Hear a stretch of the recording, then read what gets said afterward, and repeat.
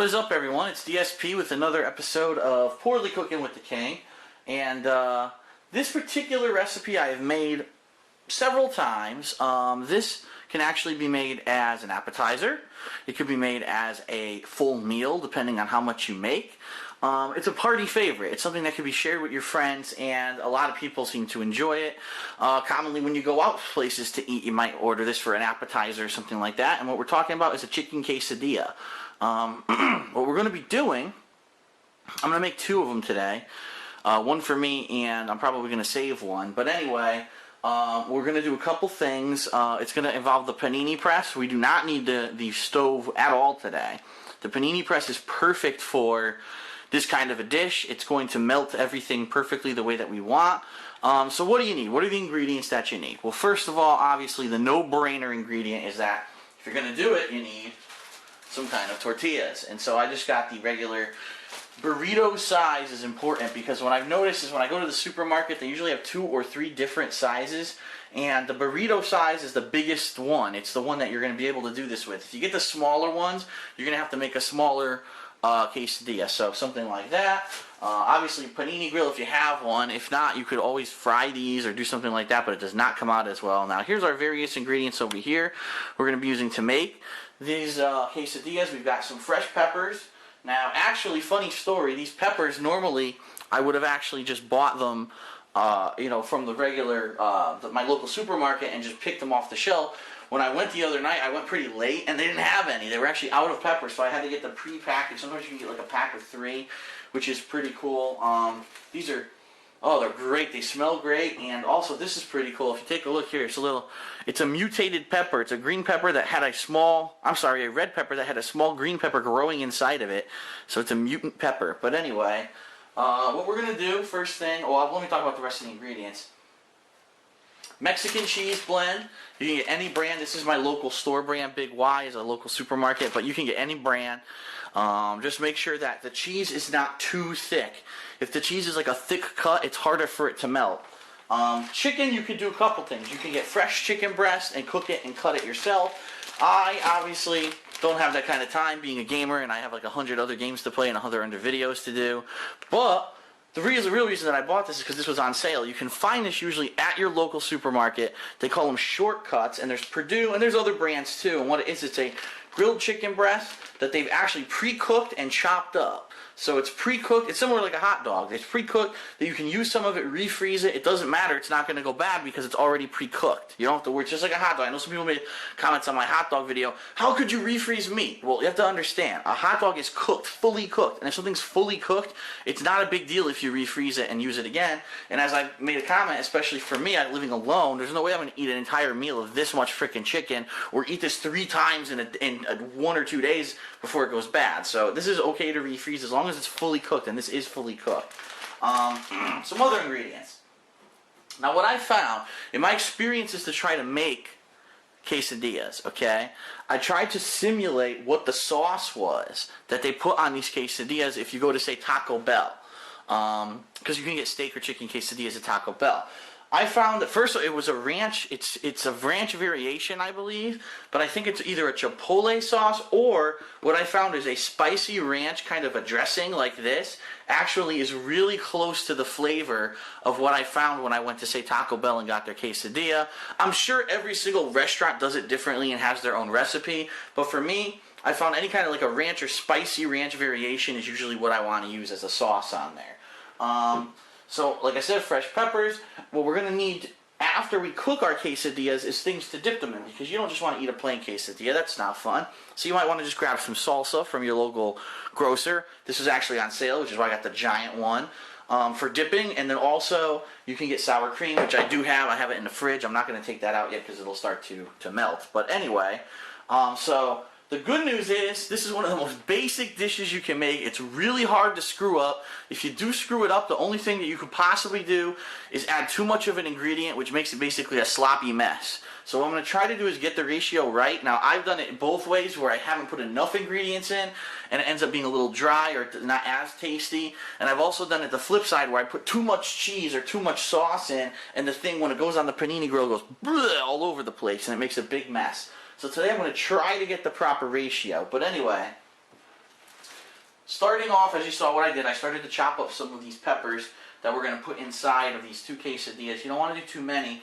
because if you do too much of any one ingredient, it's going to overpower the flavor of the quesadilla. And the last thing you want is I can only taste peppers. I can only taste, you know, the cheese. I can only taste one certain ingredient. And what I like to do is cut it into very small pieces, almost like minced, because I don't want to get an entire mouthful of, say, you know, just pepper. I am using a very large knife that, you know, you can get with any standard knife set. So be careful when you're doing something like this. Obviously, don't chop your hand off, because I don't want to have your parents contacting me telling me that they now have a one-armed child because they saw DSP making peppers and they went like this. Okay, so be careful. Pretty straightforward. All you're doing is chopping, chopping, chopping, and then make sure that they're small enough to go in. Okay, so now we have enough peppers for our 2 quesadillas. You don't need a lot. I cut off the bottom ends here. You can obviously use those if you want, but I cut off the bottom ends because I wanted some of the fresh rings straight from the pepper. Those are going to be the juiciest parts of the pepper. I found that peppers can actually, if you wrap them properly, if you wrap them in plastic wrap and put them in your fridge, they can last about a week before they start to wilt and go bad. So obviously I'm going to save these and hopefully use them for something else later this week. I'm not sure what at this point, but I'm just going to move those out of the way and put them over here so that we don't think about them while we're making our quesadillas. So what do, basically? Well, make sure you can still see that. Let's do a swap. Okay.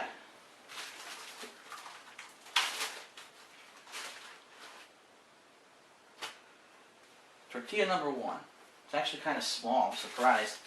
I wonder if that's just a midget. It is a little small compared to that one. Doesn't matter. We're going to make 2 anyway. What I'm going to do is I am going to start to heat up my panini grill because it does not take too long to make these, and I want this to be warm.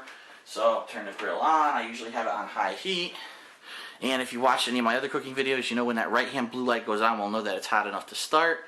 I do apologize. The lighting's a little dark in my kitchen. One of the light bulbs blew out today, which pisses me off because I just switched the light bulbs out a couple weeks ago, which basically means I got ripped off. But anyway, I digress. The first thing that you're going to want to do is put your sauce in here. And what you want to assume when you put your sauce down is, excuse me, you have to think about which way you're going to fold it, okay? So let's say I'm going to fold it like this. I'm going to distribute the sauce, but hopefully be it so that it'll all, at least when I fold it over, go into the crease. And you have to think in your head, don't put so much sauce that when you fold this over and the press goes on it, that it's going to squeeze the sauce out of it. So you don't need a lot. You only need a very small amount. So I'm actually going to grab a spoon, small spoon, to do that. Go ahead and make sure it's mixed up.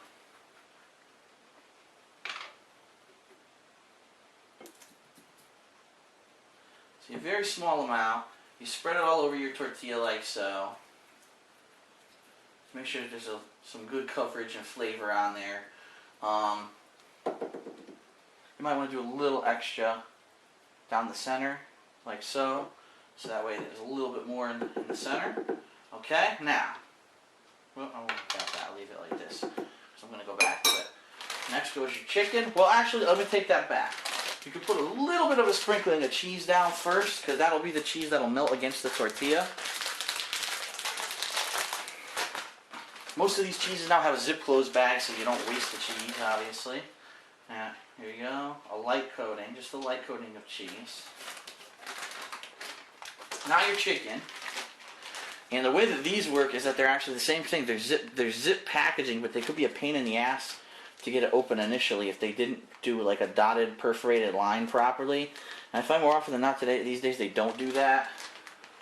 So it's looking to me like I'm going to have to do is either cut it, because they never open. They never freaking open. They don't know what they're doing. So yeah, easy tear. Tear here, but they didn't put a perforation on the bag. So how is it easy tear if they forget to put the dots on the bag to rip it off easily? It's not, you fuckers. I hate that. easy tear, but you have to actually put the tear line on there to do it, and more often than not these days I find they don't. So here we go, we're just going to cut the damn thing to get it open. Idiots. Okay. Alright, so there we go, we're open. We have our chicken. Get this out of there. We're going to do a line of chicken here. Like I said, this is pre-cooked. It does not have to be washed. It's ready to go. It's ready to go inside of your quesadilla. So we're going to basically line one side of this with the chicken, because remember, you're going to flip it over. You're going to fold it over. So we got some pretty good coverage of chicken. Toss some peppers in there. Spread them out so you don't get too many of one kind of pepper in one bite. Very basic, as you can see. I'm going to put a couple more smaller pieces of chicken on top, like that. And then we're going to put some more cheese on top of it, because that's the key, is that you need to get the cheese to melt. Okay, now see how easy that was. That was nothing complicated whatsoever. Anyone can do that. You fold it over like so. And you have quesadilla number one ready to go on the grill. So we're going to whip through one more. Get our sauce. Oh, of course, too much sauce comes out. So this one's going to be messy. What can I say? Just my luck. Well, actually, you know what? This might be fine. I might be able to spread it out enough. And I won't put any extra in the middle like I did with the other one. I think we're good. That's good. Okay, good coverage. Okay, what a mess this is right now. Ugh.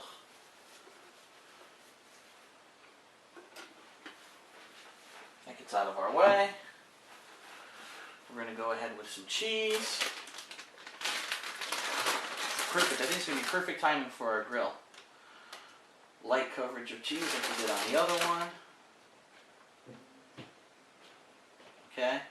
Now in this case we'll put the chicken down on this side, since that's the side that's leaning downwards there. Again, just spread the chicken evenly. Don't put it too close to the edges, because then it'll fall out when you go to grill it. But for the most part, just put one thin layer of chicken, like so. Sounds like my grill is actually ready, so let's get this going here. Green peppers, red peppers. Spread them out. Okay. Now a little bit more cheese on top.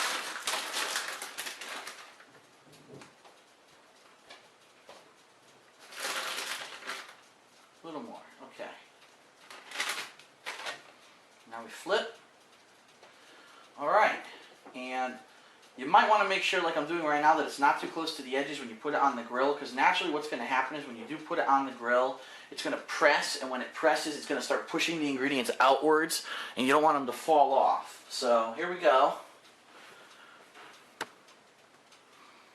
Get the camera zoomed in a little bit. We're going to put these suckers on our grill. Woo! Be very careful, it's super hot.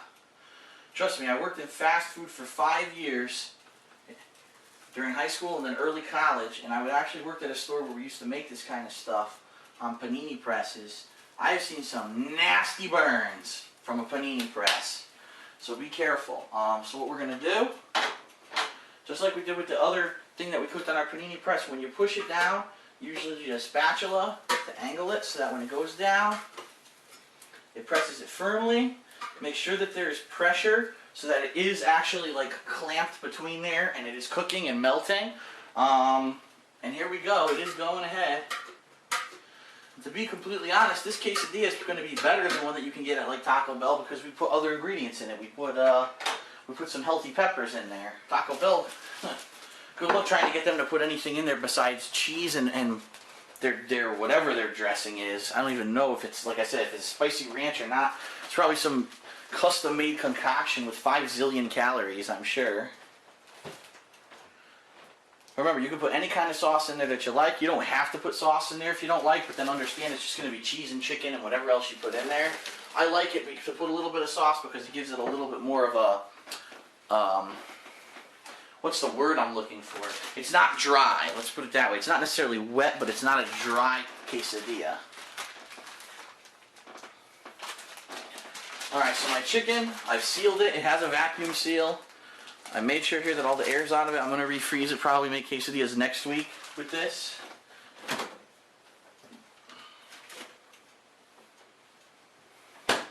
Go ahead and put the cheese away while that cooks.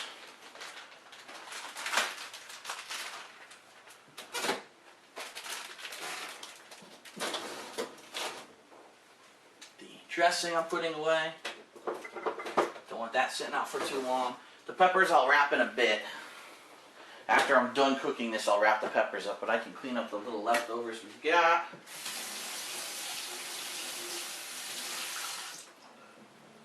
No need to scrub the blade with all you've done is cut a pepper. Peppers are pretty much, you know, water and plant cells, so it's not like it's going to destroy the blade with acidity or anything like that. It's not like cutting an orange or something else where you should scrub your plate.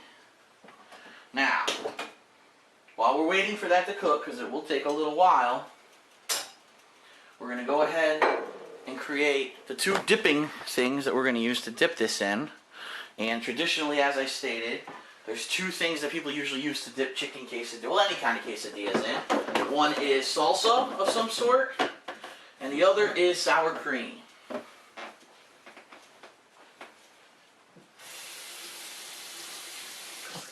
Just rinsing off my cutting board so I can dry it off and put it away.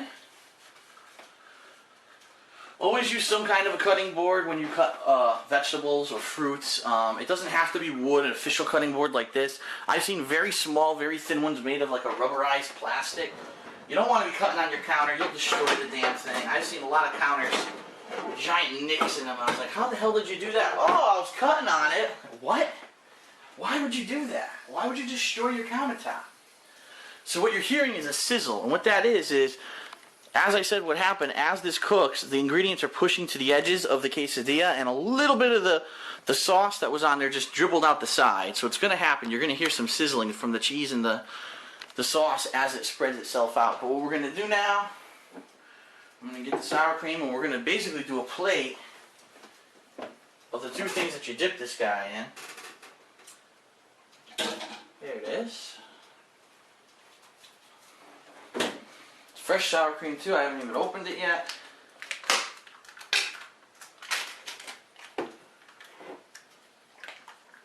Shake it up.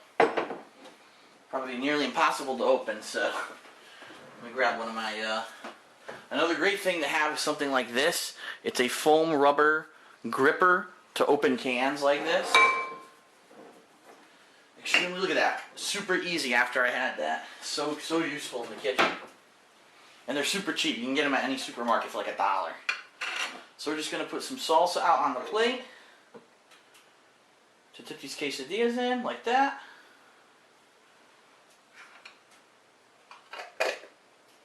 And then we're going to put some sour cream out.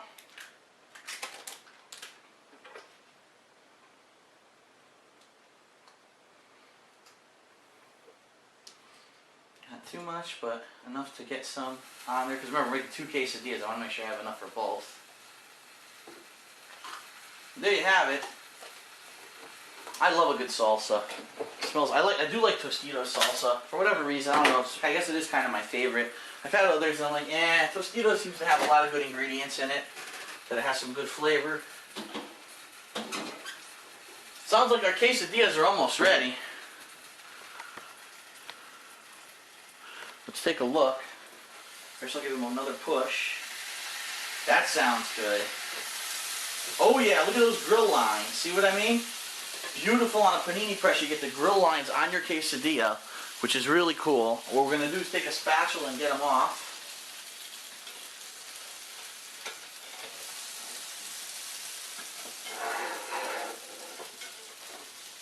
Turn off the grill here. Wow, these might actually be perfect. I mean, and when I say that, I mean, it was just enough sauce and cheese that it cooked to the very edge. What am I doing? I'm freaking... Gee, I wonder why you can't see it, because I have it in such a freaking close-up you can't see the final product. The sauce and cheese was just enough that it went to the edge of the tortilla, as you can see. And it's now that we've taken it off in perfect timing, when it started to sizzle, it's going to solidify, and therefore it's not going to overrun. So what you're going to want to do is probably wait about 5 minutes, to be completely honest, because it is really hot when it comes off the grill. Then you could take a simple knife, and you cut it into 4. So 1, 2, 3... 1, 2, 3, and each piece is 4 triangular pieces. And what you do is you take those pieces and you dip them into your sauces. So you can get some salsa on one, you can get some sour cream on one. And like you saw, really quick, little to no prep required. The only real cleanup is just the knife, any plates that you use, and the panini grill if it gets dirty. In this case, this is one of the few times I think I've used this grill, and only a tiny little bit is right there. It's going to take me 2 seconds to clean it, so I'm thrilled about that because I hate cleaning this damn thing. That is it. That is the dish. Chicken quesadillas. It's quick. It's easy. It does not require a lot of cooking skill whatsoever. Anyone can do it as long as you get the right ingredients. And like I said, always be sure to get something a little extra. Don't just do cheese and chicken. I've seen people just do cheese and chicken, and I'm like, that's so bland. Get something. Put seasoning in it. Put some peppers in it. Get a little sauce. Put something in it. And also, don't just eat the quesadilla. I do recommend, obviously, salsa's the healthier option here. Just get some nice, good salsa and use it. But I'm a sucker for sour cream, so I have a little bit of sour cream there. I'll be dipping them in there too. So that's it for this episode of Cooking with the King, Chicken Quesadilla. I'll see you guys next time.